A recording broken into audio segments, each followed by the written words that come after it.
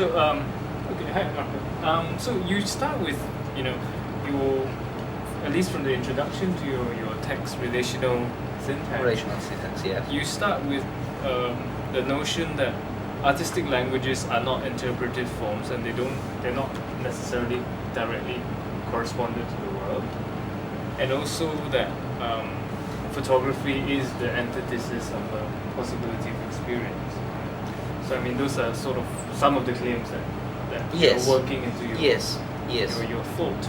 So Yes. how do you see then, because you've explored photography, you've Yes. explored film, Yes. now you're exploring the medium of a book.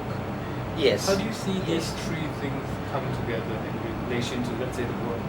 Yes. So for me, it was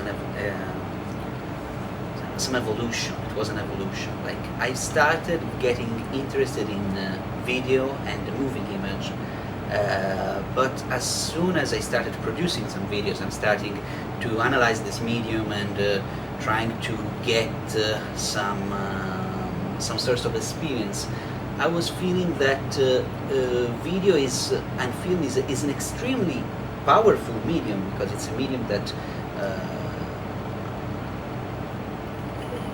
has a very strong power of communication. But at the same time, I was feeling that the still image, differently from the moving image, I mean, the still image has some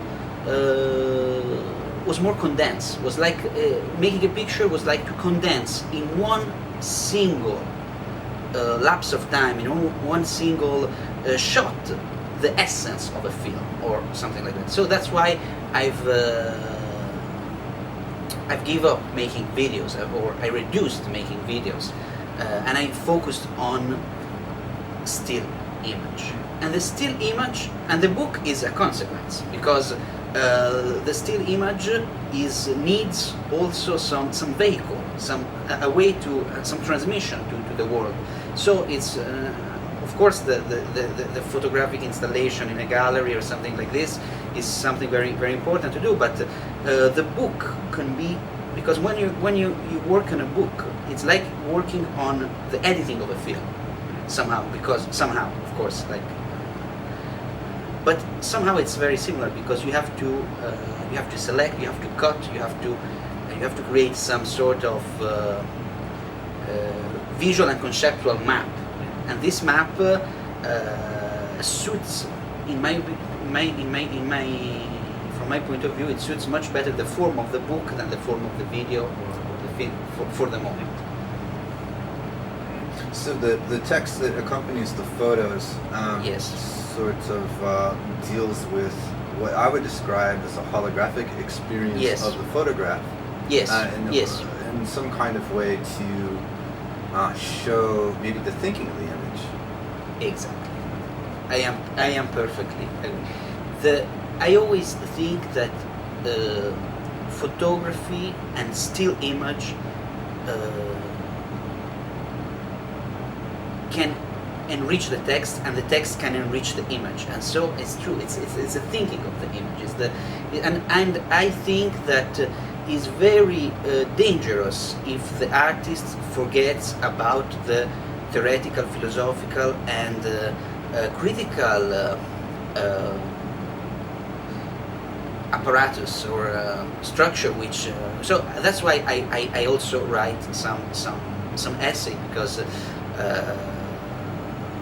this creates the title of the book is Relational Syntax, and the relation that we are dealing with is the relation of aesthetics and politics, but it's also the relationship of the text with the image, the relationship of the image themselves, the text and the image, and all this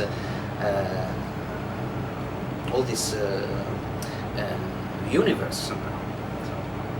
I think the process that you were describing, where you're looking for the relationship or the relationality between different media, different forms, different approaches to thinking, sounds to me, and correct me if you're wrong, since you do poetry, sounds very much like a poetic approach in the sort of the Greek sense of poesis, and bringing forth a relationality, opening the possibility of that relationality. Yes. I think there are a few things you focused very, very precisely. First of all, speaking of poetic as the origin of the word of poiesis, as you were saying, poiesis as creation of something. So relationship as a form of creation, creating relationship as a form of creation. In my personal experience, if according to poetry in more, let's say, canonical sense, or in a more orthodox sense, a long time ago I was writing poetry. I started, I only wrote in my life one only poem. But I don't know, for some reason, this possibility of expressing myself through poetry got frozen, got stopped. All of a sudden, I couldn't write. So I don't know for what reason. I just could. It was impossible to transform into words some sort of.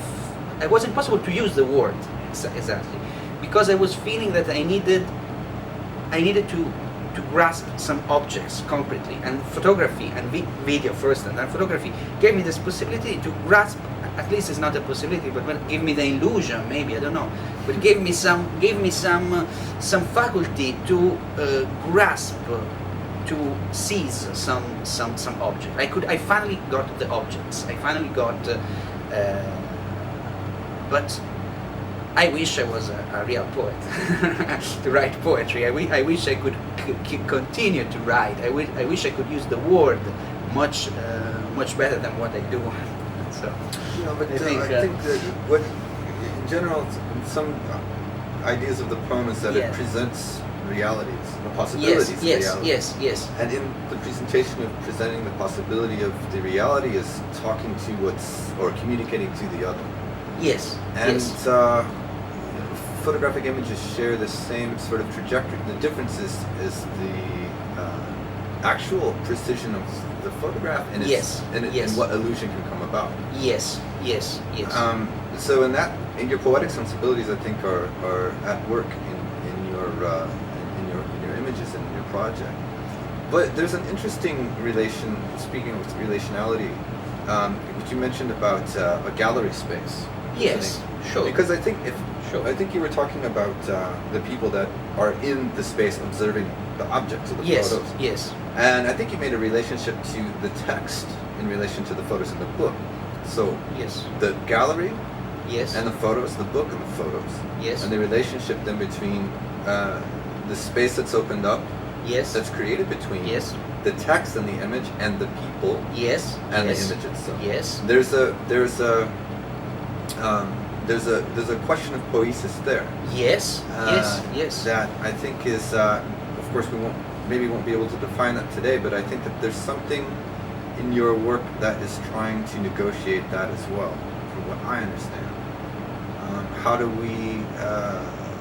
we consider or regard spaces today in that sense, I suppose? Absolutely. Actually, no work would exist without the other, without the person, without the public, without a viewer or a reader. Nothing would exist.